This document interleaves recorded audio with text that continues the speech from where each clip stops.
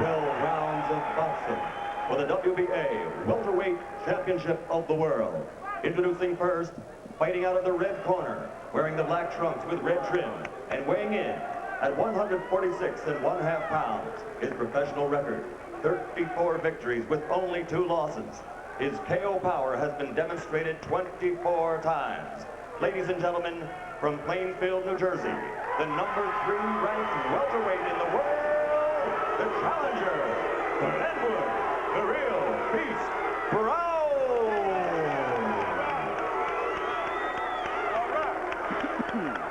And across the ring in the blue corner, wearing the black trunk with multicolored trim and weighing in at 146 1/4 pounds. You're the best boxer in the world. Remember that, Jim. You're the best boxer in the world. Medal champion with a full record of 28 victories against only 1 defeat, with 1 draw and 15 KOs. He comes from a hometown with a great boxing legacy with names like Monroe and Watts, Benton and Briscoe, champions such as Johnson and Girardello, Saad Muhammad, and Smokin' Joe.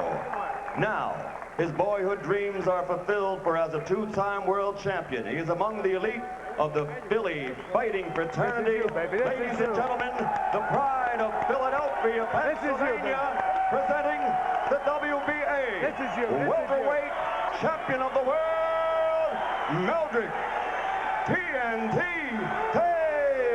This is you, this is you. Gentlemen, you both received your pre-fight instructions. I expect a clean break at all times. I'm looking forward to a clean contest. Good luck to both of you. Let's touch gloves. Touch up. The question in my mind, gentlemen, is whether Meldrick Taylor, like the Liberty Bell, can be cracked. And if he is cracked, whether he can hold up under it. Show this guy you're the best boxer in the world. And keep on chiming. Well, you heard Lou Duva in the background there, having just finished his work with Pernell Whitaker, pumping up Meldrick Taylor by telling him, Meldrick, come on, you're the best boxer in the world. Glenwood Brown will be trying to set up a left hook. That's his money punch. There wasn't 1 ounce of sweat on Brown before the fight. Makes you wonder if he could be knocked down quick. Yeah, that's not good, is it, George? It's kind of dangerous when you're with a snappy puncher like Meldrick Taylor. He can clip you quick in the first couple rounds. There was a time when experts would tell you that unquestionably Taylor had the fastest hands of any substantive weight fighter in the world. He has not looked quite as quick as a welterweight as was the case at 140 pounds. Taylor throws a lot of punches and he throws them quick, but he has a tendency not to look at what he's throwing at, which means he lands a lot on elbows and on top of gloves. And he has a tendency also, George, as he gets excited and throws in flurries, to diminish the power of his punches. So that's right. When you think about throwing 6 punches, you forget about power in 1. It just doesn't go like that. Brown starts off trying to use the jab, and in doing so, he has elected the jab with a jabber. Not only that, it seems to me he's better prepared this time to box, as did the Meldrick Taylor Maurice Blocker fight. Leading with right hands. Yep. Moment of off balance there for Glenwood Brown as he fell back. 2 exchanges, and in both of them, Taylor has been able to land 2 to Brown's 1. Brown had better be careful. You just don't pick on Philadelphia fighters. They got good left hooks in their pocket. Well, Meldrick thinks of himself as a body puncher, a left hooker to the body. He thinks that's his best blow.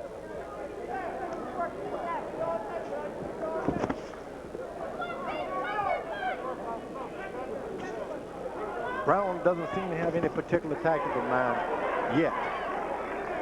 Letting the fight develop, and then he's thinking about he's going to take over later on. Solid right hand by Taylor over the top, backs Brown up. A lot of that has to do with not being in no sweat on his body yet. And he could be dropped real good right now. Left hook to the body by Brown, and Taylor landed a left in return.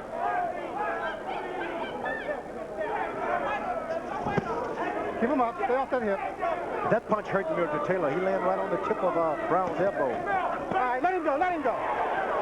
There is a clinch. It's off the 3 left hooks to the body by Taylor. Stop. Nice and clear. The thing about throwing roundhouse punches, you got to be prepared to hurt those knuckles. fight goes on 5 or 6 rounds, you could have sore hands. Almost finished with a relatively tactical round 1 in which Meldrick Taylor seems to have had a slight advantage until that body shot put him down. That was the Glenwood Brown left hook to the body, and I think the punch landed before the bell, so it should be scored as a knockout.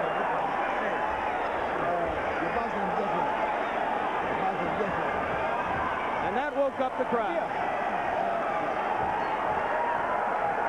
You got to hold that right hand up. He's throwing the hooks at you. Remember I told you? He's going to throw right hand to come right to the left hook. And hold that right hand right up there.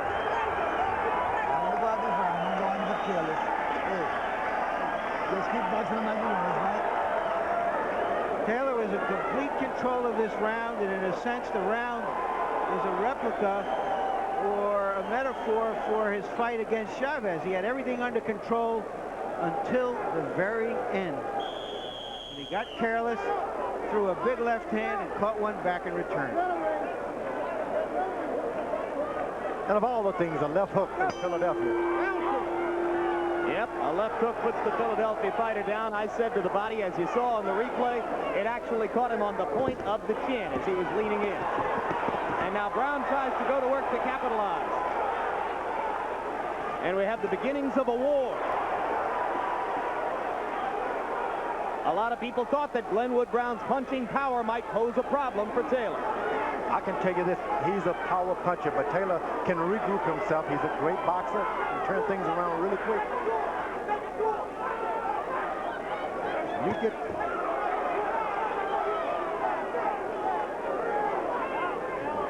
Goes back to being at home where all your managers and trainers telling you what to do. Brown's right hand landed flush on Taylor's mouth.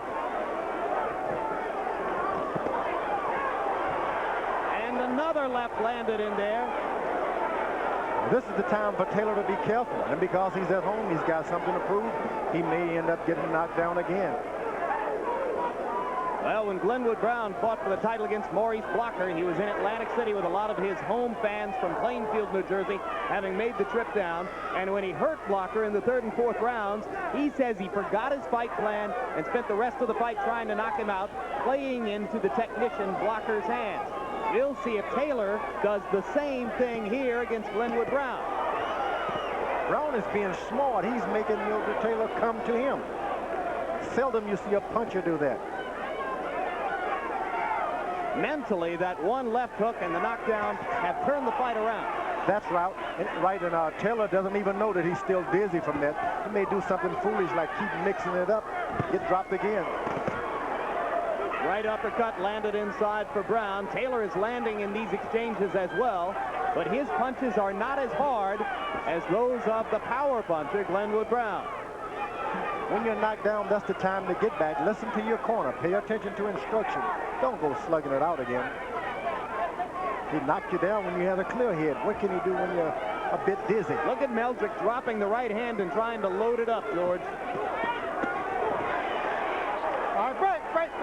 Wide swinging as he goes to the body in there.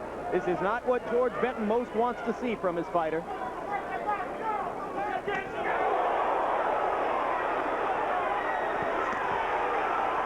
It's a war in round number 2. Meldrick Taylor has gotten upset. He's mad. There's no way his corner can come him down at this point. They're trading uppercuts, trading left hooks. There's blood on Glenwood Brown's forehead and above his left eye. Boy, a good right to the body by Glenwood Brown. I think Taylor has managed to nick Brown above the left eye. And not only has he waken up a demon. And now the blood is starting to flow. And there's no question Glenwood Brown is cut around the left eye.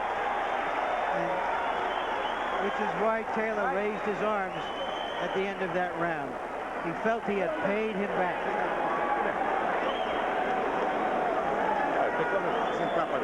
Okay.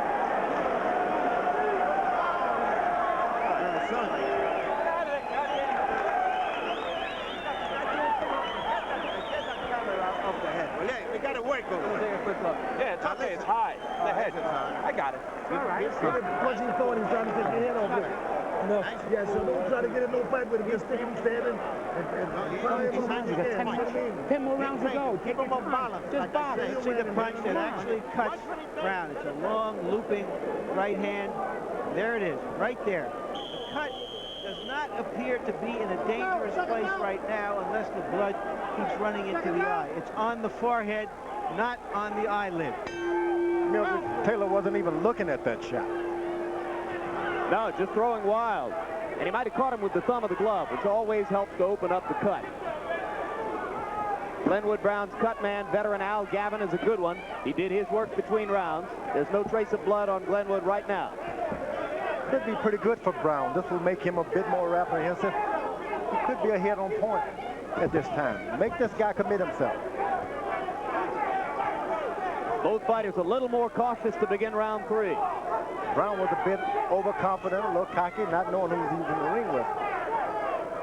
You got to ask yourself, how many times Meldrick Taylor has been down in Joe Frazier's gym? Since he was 8 years old. Watch your head in there. Rudy Battle telling the fighters to watch their heads.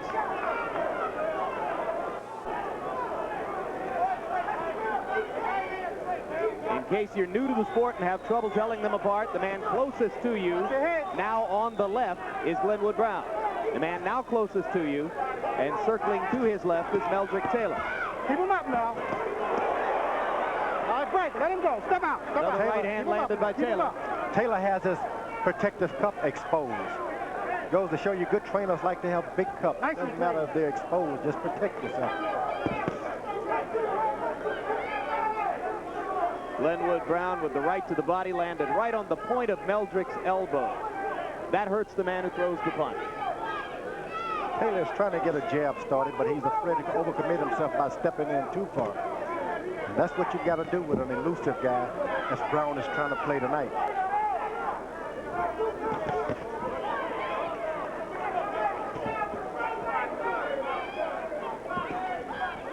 Meldrick seems to be settling down a little bit. There's no question he was hyper excited in round 2. Nobody expected Brown to be a boxer like he is tonight. Now Brown begins to wing his punches just a little wider.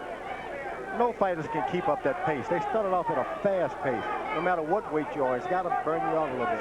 But the less Brown jabs, George, the more opportunity there is for Meldrick to do it and establish it as a boxing match. Though there they traded hard punches again. Well, Brown is playing counterpuncher tonight, making Taylor do what he doesn't like to do. Commit yourself. Commit yourself. I'm going to make you pay. Another left hook landed for Brown, and Taylor's in trouble again. I think more than anything it was a slip that could really ignite Brown, though. And Meldrick's trying to prove it. Right now, he's trying to show it was just a slip, but he's got Brown all excited, and Glenwood's getting the best of it as they pound against the ropes.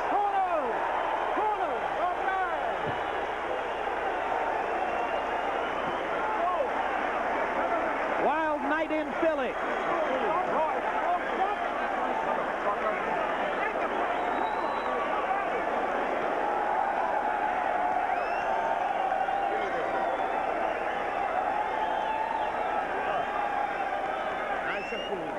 You gotta feint this guy. You're not feinting enough now.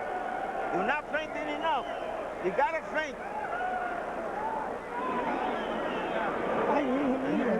Huh? I know that, but what you're doing, you're going off balance, understand? Stand right up there. Make your jabs count. Don't flinch him out there. Come on. You understand? You're a better boxer. Let's see what happened in the corner there.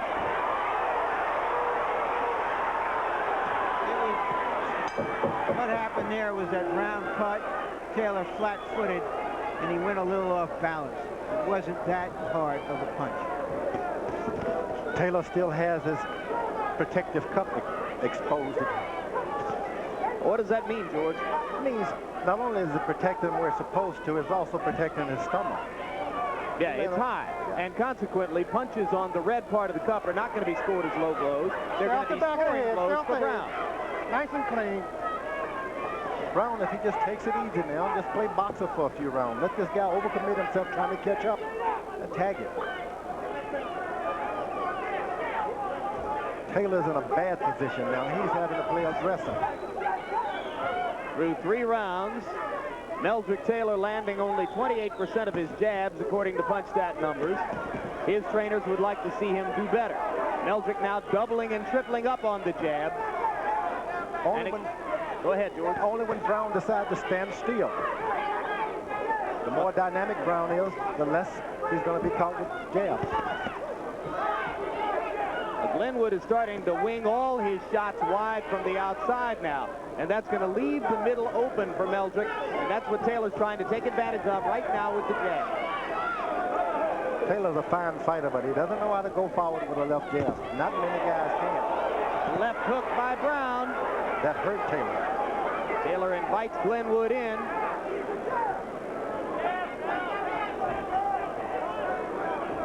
Taylor's corner is holding the jab to do something he don't know how to do forward. Triple left hook by Taylor. 2 to the body, 1 to the face. Brown's vision is also impaired by this time. He's seeing double. Nobody knows it. Right hand by Taylor.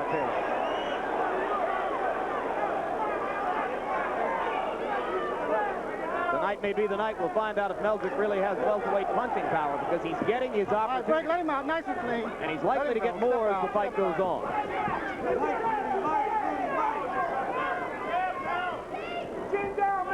No doubt that Taylor can punch, but he's got to make sure he's looking at what he's doing. He's throwing a lot of punches without paying attention where they go. Another left hook by Glenwood Brown, and this is going to be another knockout. 4, 5. Second time in the fight that Meldrick Taylor has been knocked down. Crowd booing. They thought it should have been a slip. No, should have been a knockdown. Good call. The difference, Brown is looking to his corner even after he knocks Taylor down. Taylor hasn't looked to his corner yet. It's like I'm doing this with my pals at home. I don't need you corner people. Very dangerous, these hometowns. Round 4 punctuated by the second knockdown in the fight. Both times it has been the challenger, Glenwood Brown, who's had the champion on the canvas. This guy can't see the handle jab. Now you got a jab at his chest. You jab at his, like you're aiming at his neck. You understand? Doubling up his jab. See when you jab, when he tries to... 4 rounds into the fight, 1/3 of the action gone. Harold Letterman, how do you score it? Jim, it's very, very interesting in the scoring. I've got it 2 rounds each, 38-37, a 1-point lead for Glenwood Brown. Now, I gave Glenwood Brown an extra point in the first round because I thought it was a really clean, good, effective knockdown. But in the 4th round, I really got the opinion that Meldrick Taylor slipped, and I had a 10-9 Glenwood Brown in that 4th round. So I've got Glenwood by a point. The thing to keep in mind here, as we watch this, that was not a clean knockdown, obviously. It was a part slip, part push, part punch. But if the officials are giving these rounds 10-8 to Brown, Taylor has dug himself a hole real quick. He has time to dig out of it or climb out of it, but he's going to have to go to work soon and put some real hurt on this kid, because the kid is bald now. He is sticking to his fight plan because it's been so successful, and Taylor has to do something to break him out of it. As a matter of fact, Brown doesn't realize that they were slips. He thinks, hey, I'm tough. Well, and you've got both Larry and Harold over there saying that they thought it was as much slip as punch. I'm going to be the one who says I think there's enough of a punch there to count for a knockdown. Whether you call it a 10-8 round is another question. I agree with you. Some power was exchanged. Thank you, George. Round 5 of an increasingly interesting championship fight. Brown now clearly the aggressor, emboldened, as you say, George, by the success he's had. And the thing about Brown that's so interesting and correct, he throws hard shots and then step back. Taylor has to keep coming forward to dominate this fight. And he keeps running into awkward shots. And as George Benton and Lou Duva pointed out to him, getting off balance from time to time.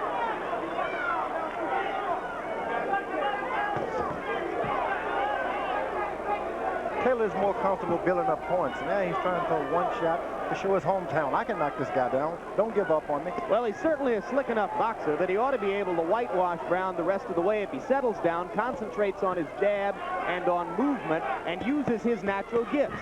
But he wants to fight with Glenwood Brown, and I think he's playing into the challenger's hand. That's because he's embarrassed. His hometown has seen him get up off the canvas twice. What do? You don't go boxing now. They're going to call you chicken at home. Maybe a little of the same thing that happened to Evander Holyfield in Atlanta. Trying to over-impress your hometown. If I'd fight in my hometown, it would be no one but Pee Wee Herman. Out of shape, as a matter of fact. Well, 5 days notice. Your next fight is with us, boss, and we ain't going to let you fight Pee Wee Herman. Much as the public might like to see. Brown is in a real comfortable position. Every fighter wants the opportunity to box, especially when you're a puncher. Nobody believes that you can box. And he's about to spin Nice and clean. Meldrick Taylor. Chopping overhand right landed for Taylor in there, then another right hand. But we've seen absolutely no bleeding since round 2 from the cut over Glenwood Brown's eye, meaning cutman Al Gavin has done his job. Good right hand by Brown. Set up by the left. And now Brown is jabbing again, as he did in the first round.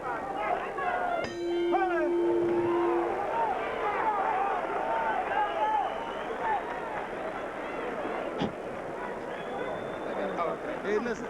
Oh, no, come on, I got him down. Don't worry about it. No, yeah. Hold on. I want Give me the ice pack. I want you to listen to this. Listen to me.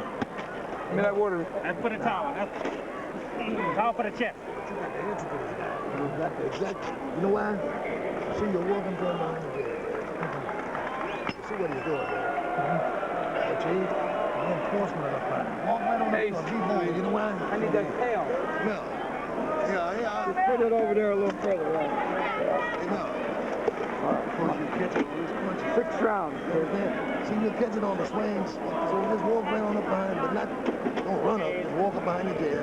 And when you finish, just get down from the swings like you was doing just a minute ago. Water and ice out of this corner. Okay. All right. Come here. Round 6. If anything has been shown in this fight up to now, aside from the fact that Glenwood Brown is very much in it and probably leading it, it's that when Brown hits Taylor a clean shot, he puts some hurt on him. When Taylor hits Brown a clean shot, he may sting him, but I can't say he's hurt him. Not only so, when Taylor lands a good shot on Brown, he never tries to pay him back. It's not so vice versa. Well, I like a fighter who wants to pay back right away and tell his opponent, I'm not going to let you get away with it. You shouldn't get wild, but you got to do something right now. You got a point there, but Taylor's got some pretty big muscles, you know. She just don't try to peel a big guy like that back. But as big as his muscles are, and as great as Meldrick Taylor's natural gifts are, there are those who love punching, pal, who will point out that Glenwood Brown has spent his whole pro career as a power-punching welterweight, and Meldrick Taylor is a former 140-pound technician who has become 147. Frank, let him go. Stop punching. And able to land a good right hand, Meldrick Taylor. Solid right hand. His protective cup is not exposed so much this time. Good left to the body by Taylor.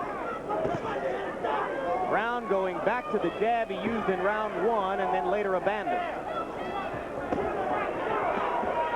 Left hook landed again for Brown. This time Taylor walked through it. And again. Taylor is saying, when you want to box, I'm going to fight. I'm sorry, Brown is saying, when you want to fight, I'm going to box, Taylor. And when you want to box, I'm going to fight. Right hand to the body, just missed with the left hook. Brown had dug another left hook to Taylor's ribs just before that. He's not punching as much as Meldrick, but his punches are very effective when they land. He's starting to stand back and see if he's done any damage. That could be a problem for Brown. Throw the punch, the guy falls, forget it. If he doesn't, forget it. Yeah, that's a habit Pernell Whitaker said that he had developed a couple of fights Good ago. right hand by Brown. Yep. And this time he didn't admire his work, George. This time he went back to it. Wait and admire your work after the fight, right? He's smart enough to know that Taylor's going to try and pay him back after every hard punch he hits him with. So you hit him hard and jump back in the box. Taylor getting increasingly accurate with the jab when he gets a chance to use it. There's one. Good left hook by Brown. These punches don't show a lot, but they make you dizzy. So you stand and you fake, but in reality, you can't see very well. Boy, this is an interesting battle. Nice and clean. Step out. Shifting tactical flow. The two fighters trying different things. Hard bout to score. Going to be interesting to see what happens if it goes the distance.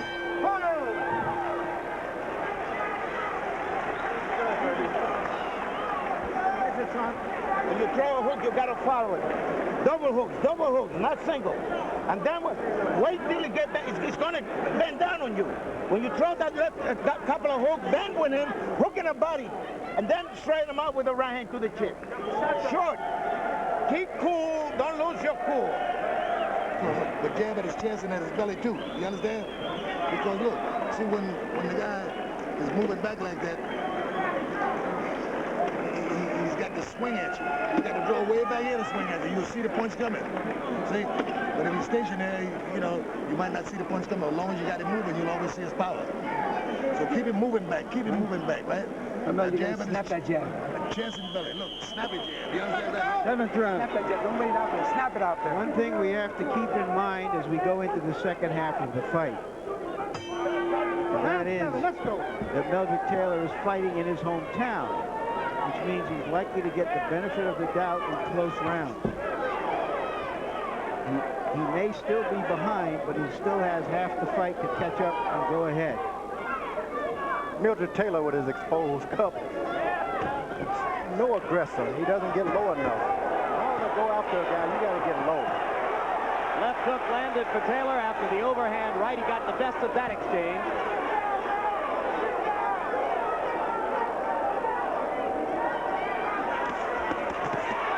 And they trade punches in the corner, and Glenwood Brown backs Meldrick up with another left hook flush on the jaw. Taylor is trying to be aggressive, but his head is a bit too high. You got to get that head down so that you don't get hit back. Well, he landed two solid punches in there, but again, it was Brown's left hook which backed Taylor back out of the corner.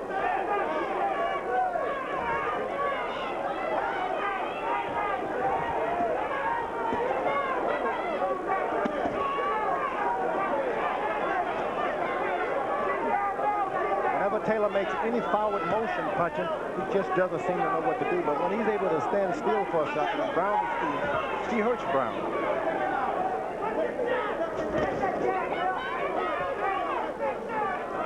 Would you advise Meldrick to stick with the jab, George? What he's going to have to do is go in and just fight this guy for about two minutes, and then let this Brown come to him a bit. He's going tat for tat. Brown has no reason to attack him.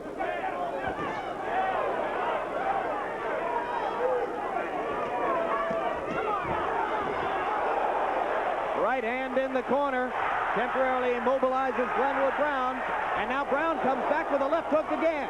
Brown is starting to make that mistake now of trying to pay back. He may end up on the canvas. If Meldrick has the sock to put him down. Meldrick's previous welterweight championship fights against Aaron Davis and Luis Garcia, 12-round decisions. Taylor would be very contented if Brown started to attack him. Thing that's driving Meldrick Taylor crazy is that Brown will not come. He hits him and backs away.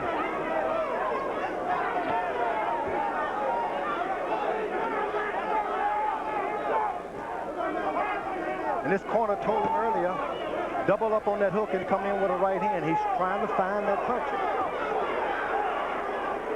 Brown is looking for that double left hook and a right hand. Taylor, the busier fighter as we come to the end of round 7. Brown still landing slightly the more effective punches.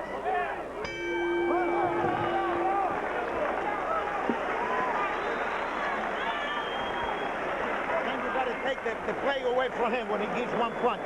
Then you got to go into a rough tactic.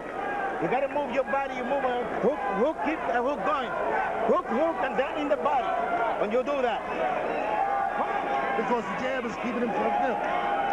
Use it more. That's the punch that's working for you. Now remember, jab at his belly, jab at his chest. Of course, you're getting under all this stuff. You see where you're swinging at. All you got to do. Watch how Brown stands in there when Taylor flurries and fires back. He fires back correctly to the body. Here again, Taylor has the best of it, but Brown hangs right in there so that he's in punching range to deliver his own shot. 6 seconds out. Let's clear the ring. Stay back in your corner. Stay back. Stay back. Stay back. Stay back. Stay back. Rally. Well, it's been anything but dull through 7 rounds of the World Championship fight between champion Meldrick Taylor on the right of your screen and challenger Glenwood Brown on the left. Remember that Taylor has been down twice in the fight. Once in the first round, and that set the tone for the Glenwood Brown left hook, which has been a constant thorn in Taylor's side here. When Meldrick jabs, he dominates the action. When he goes inside to trade punches with Glenwood Brown, he often takes at least as good as he gives. Brown is using his jab a bit more effective this round. Solid left by Taylor, and Brown stands up and comes back. And that's going to be called a slip by Rudy Battle. I think it's a slip because of the previous punch.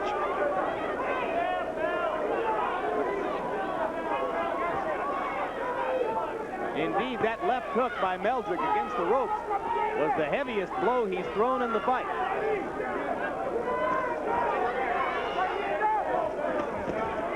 Brown, though he's demonstrated power, still decides to box. Stay away from the power. Meldrick's hand speed is starting to make a difference here. You see him landing 2 and 3 blows now at close quarters for every one that Glenwood is able to throw.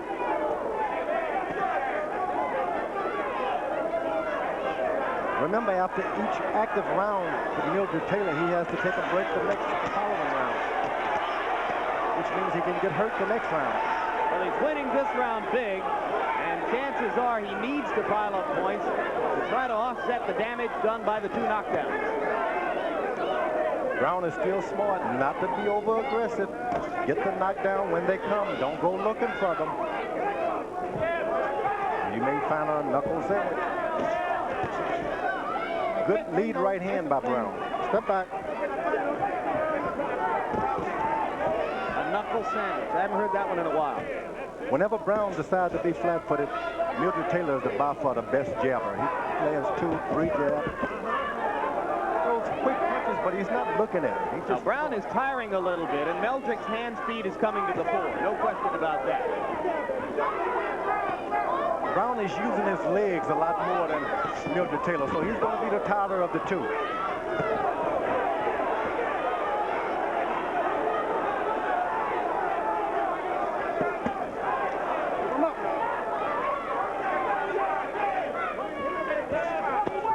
Lead right landed for Brown and set up the left hook. Whenever he turns leads around again. Whenever he leads with that right hand, Brown is being real effective with it.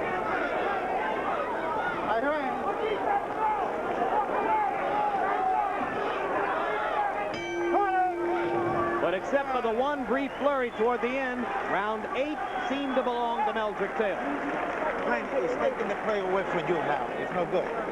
He's throwing 1 punch and 2 or 3 punches, only throwing 1. You must throw.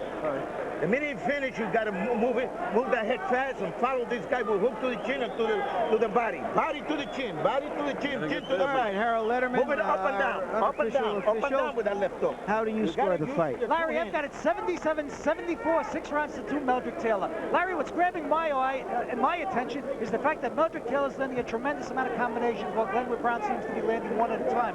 I think it's the flash of Meldrick Taylor that's catching the eye of the judges. I think he's piling up points by just throwing his combinations constantly. I have the fight 5 rounds to 3 for Taylor, but if you throw in those 2 knockdowns into the equation, it could be an even fight. Trucks here. Hard bout to score. My guess is up for grabs as they go to the last 4 rounds. As a matter of fact, I favor Brown. He's been doing an excellent job of boxing. When the harder punches are thrown, he's the deliverer. So you think he might have the edge with the scorecard? There's no doubt in my mind, but I'm dealing on emotions, of course. No, no, George. You are a cold, critical analyst here. Let me guess why you favor the puncher, George.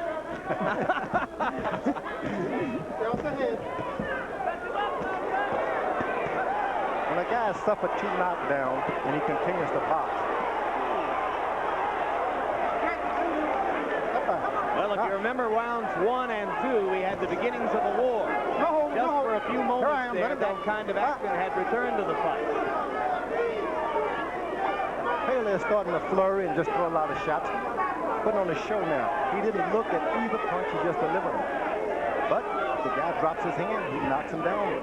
Let's see how carefully Glenwood Brown is listening to Victor Valley, who told him between rounds, when Meldrick throws 2, 3, 4 punches at a time, he must come back. Good enough hook by Meldrick Taylor. And another. Brown lands a left and just misses the right. And again, Taylor's hand speed giving him the edge now in toe-to-toe exchange.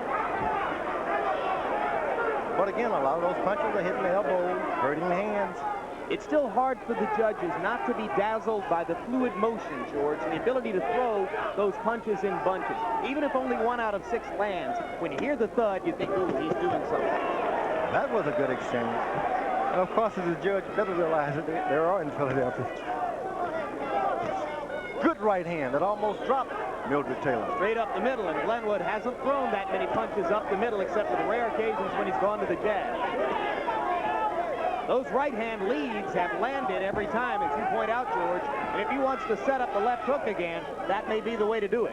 And you know, Meldrick has been very elusive. He's not standing there for the delivery. He let him hit it with the right hand, but he's not coming back with a good left hook.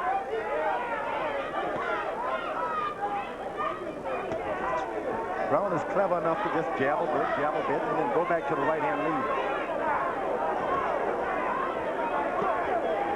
Great right hand landed from Meldrick Taylor.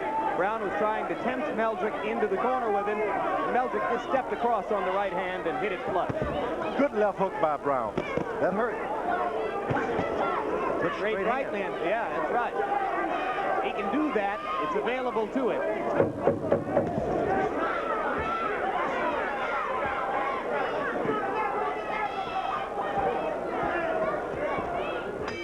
Fairly even round. Probably a hard one to score. Our guys seem to give the edge to Taylor. You have to do better. Now you got to start getting a little rough. You're giving him round by slide margin. Understand? By petting the jab. You're waiting too much to get your punches in. Now you got to get rough. You got to get rough now in this round. With the jab in front of you. Keep that jab in front of you. Now look, you got to stay in the middle. You got to keep this fucking jab going. You can't let the jab alone. You got to keep jabbing. You know, as long as you're jabbing, you aggravate the hell out the guy. Hey, listen. But don't let the guy take you back. You keep him going back with the jab. Now listen. To your hands. You gotta get it now. You gotta take it from him. You gotta take it, baby. Come on. You gotta take it. Come on. Show it with those punches. Come on. Yeah. Hands up, man. No, snap that jab and back him up and go low on the jab. Go low on it. If Brown gets rough, as Victor Valley advised him, is he going to leave himself open to get hit with some hard punches? I see the same thing. He better not get too careless. Meldrick Taylor's corner has exposed his cup again, and they've told him to go with the jab a bit more. And when he's working his jab, he's by far the more superior fighter.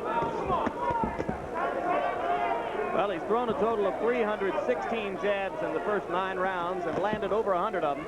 35% is a good enough connect percentage to give him a chance to hold the edge in the fight if, as George Benton tells him, he keeps doing it. Yeah, if he keeps that jab going, he's the superior fighter. But if not, Brown is going to get him occasional knockdown.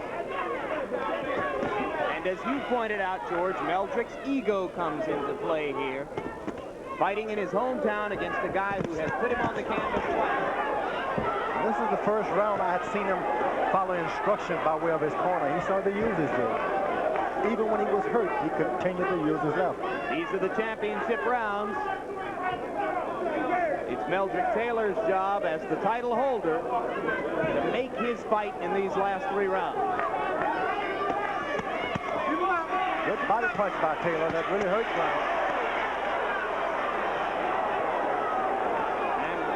Meldrick steps back to admire his work a little bit. Incidentally, that slick spot on the left side of Glenwood Brown's head is a large portion of Vaseline aimed at helping to keep the cut closed over his left eye. Taylor has decided he's not going to be tired. You get up against the rope, 5 punches at the maximum. He's not going to try anymore. He's saving his juice for the last round. So he's going to go in and land 4 or 5 and then step back out rather than to keep throwing. Maybe he was tired once in his career, maybe twice. Who knows? Maybe he was knocked down in the last round. Well, he will always tell you over and over that he learned a lesson in the 12th round against Julio Cesar Chavez, and he'll never make that mistake again. And he's opening up with a lead right hand now that hurts Brown. Solid right hand by Brown. Glenwood senses an opportunity and steps up again.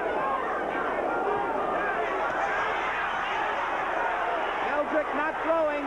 Glenwood with a chance for a left hook.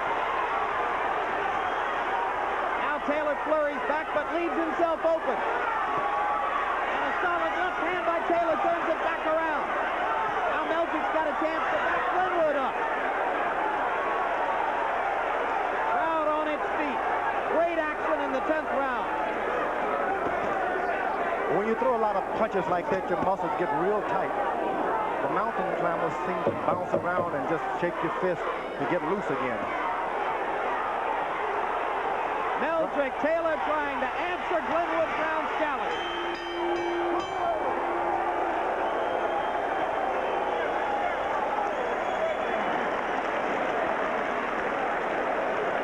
Great round. Come on, Junior, you're doing it, kid. You gotta take him. Don't wait for this guy now. Now we got the fight very close over here now. You made this fight close. Now breathe in all the way in. All the way in. Advance. Okay? You got me covered? You listening to me? Put your head down. Now go out there and jam the shit out of this guy. Hey, we need this down. You guys slow down for a walk, man. This is big-time action here. There you see Brown following the orders of his corner to get to work to brawl more. He punches himself out a little here, and Taylor will respond because of it.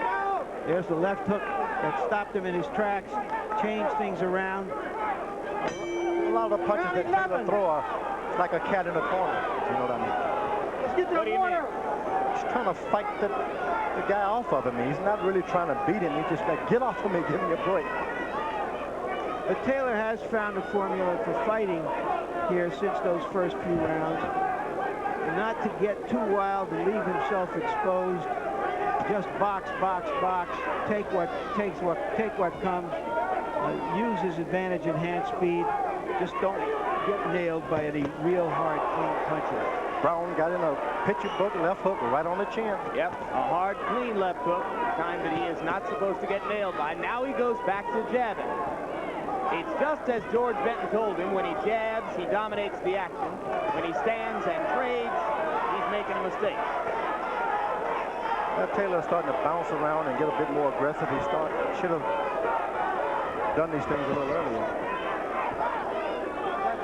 Brown feeling the top of his head after a near head butt with Meldrick.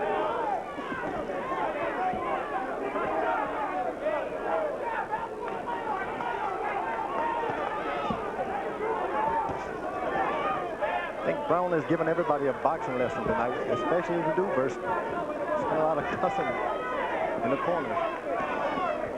Well, it's one of those fights in which even if Glenwood Brown turns out the loser, he is probably going to gain in stature because he's shown here tonight that he could do some things that people question. Could he change his style as a fighter? Could he box with a boxer? Could he land that left hook in close quarters against a man as quick as Meldrick Taylor? He's answered all those questions positively. Even if he loses, I think he's a bigger man coming out of this. Madison Square Garden, Brown would win hands down at this point. Good fight punches by Taylor. Both fighters going to the body. Taylor getting the best of the exchange. Brown missing over the top with a left and a right. It might have given him the advantage. The thing that we consider conditioning, after the other fighter delivers all his shots, you got to get right back on it. That takes a lot of conditioning.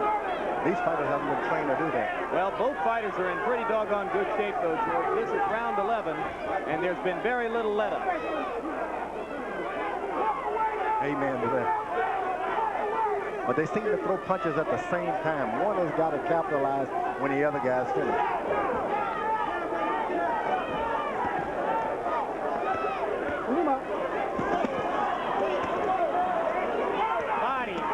Body.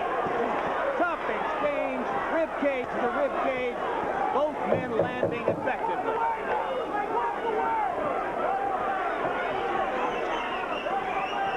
Brown cannot afford to box in this last round. He's got to go for some knockout punches. 11 rounds in the books, and this has been a terrific fight. All right, let's cut overhead this side. He's headbutting the shit out of him. Okay, we can take care of him. I'll take care of the fight. This is mine. Yeah, they're gonna throw. This one. Once you get under the punches. But if you run from the punches, you get hit. You see what I mean? You understand? Don't trade with it. Make it miss, then make it pay. If he decides to jump on you and make a stand, be smart with it. Don't run from him, but just try to box him. You understand? But make it miss and then make him pay. Take it from him. Keep your hands short. Keep it to the side. And keep that head rolling. But keep the gap in front of you and move in with the two hands.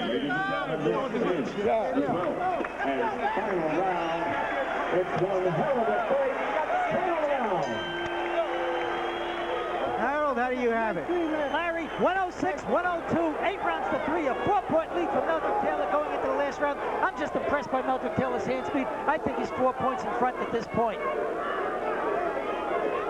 May not be quite that one-sided on the scorecards of the judges, although, of course, we point out Philadelphia is Meldrick Taylor's hometown. 3 minutes to go. And I see a lot of worried-looking faces around ringside and in this auditorium of people who aren't sure that their man, Meldrick Taylor, is indeed ahead in this fight. Well, it's hard for a lot of uninitiated observers to understand, Larry, how a man can be on the canvas twice and come back to win the fight. Exactly. That indeed will be what Taylor has accomplished if he's been able to do it. If this was a foot race, I'd say Taylor pulled ahead a little bit in the last round.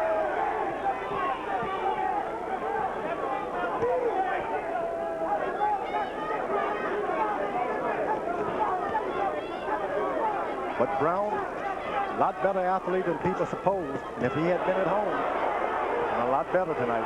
Glenwood Brown landed another left hook on the button. Meldrick Taylor has now proven he can take that punch.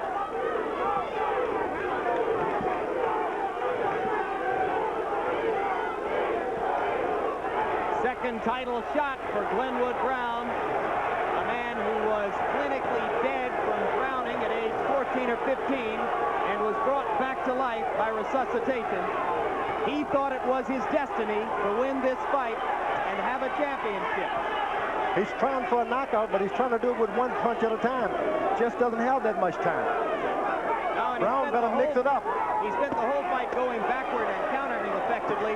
It's hard to turn around and come forward and brawl now. That's right. It's hard to change boats in the middle of the screen or at the end of the screen. Meldrick Taylor standing and trading in the corner. Lou Duba and George Benton looking on nervously.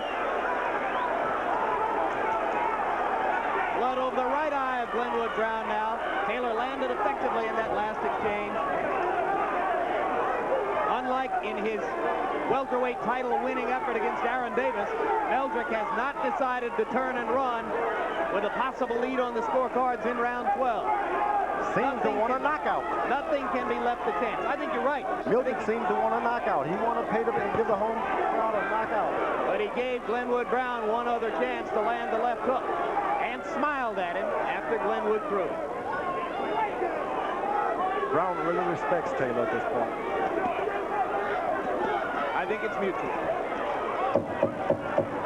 10 seconds to go. I'll tell you, you do a rematch in Madison Square Garden, you can see another winner. Come together. Good bout, both of you.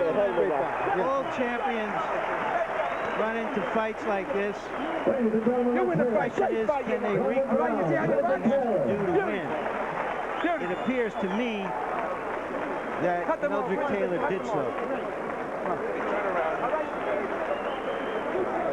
Box out there. Great fight, Jimmy.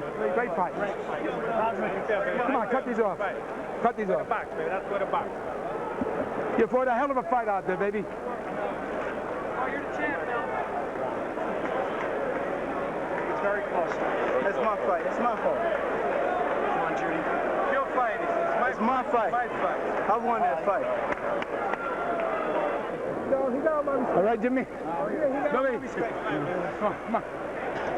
You fought a hell of a fight. Smart fight, I told you, baby. All right, Harold. I told you give us your scorecard. You were the guy. You were the guy. Jim, my typical Philadelphia decision. 116-111, 9 rounds to 3, favor Meldrick Taylor. Jim, I just was impressed with Meldrick's hand speed, with him backing up Glenwood Brown all night. I just really felt that Meldrick Taylor dominated the fight. Somebody busted up Glenwood Brown, and Rudy Battle never laid a hand on him. So I just think that Meldrick Taylor did enough and was aggressive enough, moved forward enough, threw enough combinations to get a 5-point win over Glenwood Brown tonight.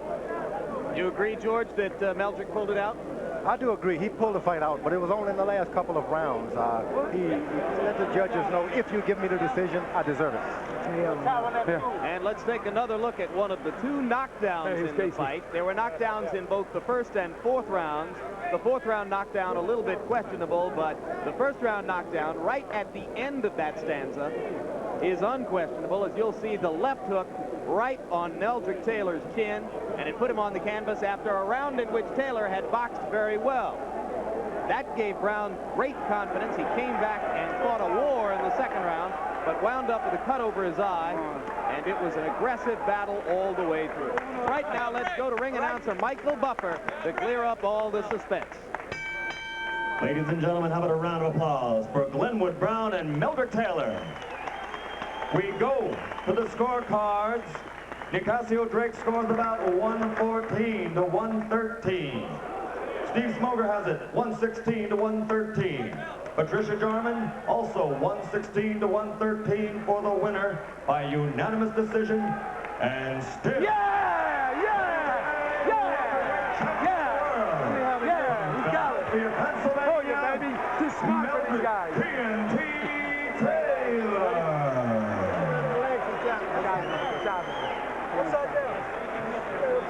It's upside down. A very disappointed Glenwood Brown. You heard him saying, it's my fight. I won that fight. The judges go the same direction as our Harold Letterman, agreeing with Harold and Larry and George Foreman that Meldrick Taylor came back to win the fight. Punch stat shows the reason why. A much busier fighter. Taylor throwing 400 more punches in the bout than did his opponent, Glenwood Brown. That was the statistic that makes the difference. And here's Larry Merchant with the champ. You were beautiful out there. You boxed that. Champ, that was one of your tougher fights. Why? Because he's a very tough guy. You know, he's rated number 1 in the world. He surprised you with his power in the early rounds? I had an idea he was a big puncher. He caught me a good shot early on, but I came back, you know. So. Did he hurt you when he knocked you down, or did you just get careless and reckless and get nailed some punches? I got careless because I stood right in front of him. Lou was telling me, don't stand there in front of me. He threw a wild left hook and caught me on the end of my chin. It didn't hurt me. I got right up. I was in good shape. Got back up and recovered.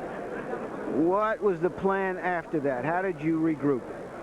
Well, I was had to keep my damn hands up. And don't stay in front of him. Basically, use that jab. Keep my back. Every time I used that jab, he was backing up. So as long as I was using that jab, the fight was going my way. Were you embarrassed in front of your hometown crowd to get knocked down twice in one fight? No, I wasn't embarrassed because that's what champions made of. To be able to take a good shot and be able to come right back. And I wasn't embarrassed at all, no. You hit him some good shots. He kept coming at you. He hit you some shots, and he seemed to stun you. Do you just not have the power in this division?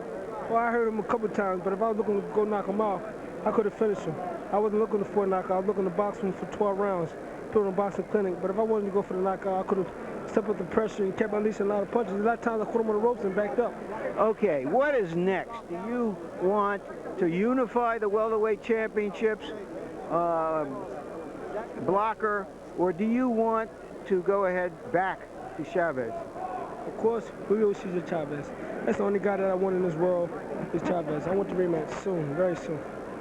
If you can't get together with him and make a deal, what then? Well, we're going to try to fight for unified titles, consolidate the other 2 titles with McGirt and Maurice Blocker. McGirt was talking about he want to fight me, so let's sign now. Let's sign a contract. Well, this sounds like it's going to be an interesting year for you, Meldrick. Congratulations on defending your title successfully. Back to you, Jim. All right, Larry and George Foreman, I think someday you'll probably be training and advising young fighters if you ever retire from the ring again. What lessons should Meldrick Taylor, the champion, have learned from this experience? Well, the major lesson is the old song goes, Mama said there'll be days like these. But first of all, you're not going to be able to outbox every guy. You're going to have to learn how to get in there and dig these things out, be the best puncher. He learned that lesson tonight. This fight was not given to him. He earned every drop of it. What about the question of whether he has enough punching power to be an effective welterweight champion? He couldn't knock Brown down. Brown knocked him down twice. Do you knock Meldrick's punching power? Well, Brown didn't go in. He uncautiously. He hesitated. Means he tasted some power tonight. He didn't just run over Meldrick Taylor. He was a bit hesitant because he tasted some power. Meldrick's in his middle 20s. Can he still develop more power? Oh, he's just a growing boy. He's not even wet behind the ear yet. All right, well, you heard Glenwood Brown earlier claiming that he thought it was his fight, and I'm sure there are a lot of people here and elsewhere who'll agree with him. Let's go to Larry Merchant to hear from the vanquished challenger. Glenwood Brown, were you surprised by the decision? Yes, I was, because, I kept the pressure. I landed the more solid shots. He threw the flurries, but I landed, more solid shots, and, I feel that I got robbed in that fight. But, I just go back to the ring, back to the gym, and take it as a learning experience. All right, let's take a look at the first round knockdown. Describe what happened in that round. Well, there, I was using my jab, and he was coming in with his head, throwing low blows. And there you see I threw an uppercut, went underneath, and came out with a left hook. And he went down. Then you got him again in the third round, although it was a questionable knockdown on our replays.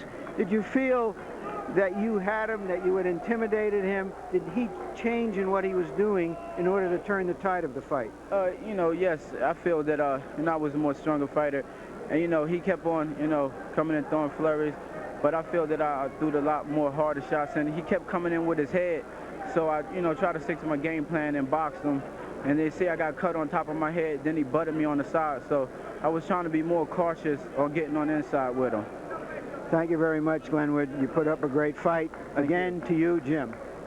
All right, thanks very much, Larry. Incidentally, Meldrick Taylor, as you know, owns 1/3 of the welterweight championship, according to the 3 major governing bodies. The other 2 welterweight champions are the clinical technician Maurice Blocker and the rock'em sock'em puncher Buddy McGirt, who vanquished Simon Brown a couple of months ago.